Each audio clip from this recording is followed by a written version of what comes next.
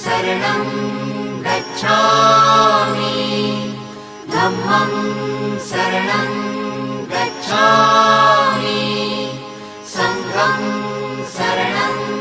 गच्छामि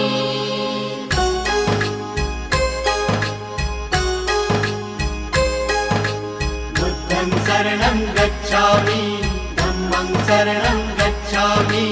संघं शरणं गच्छामि।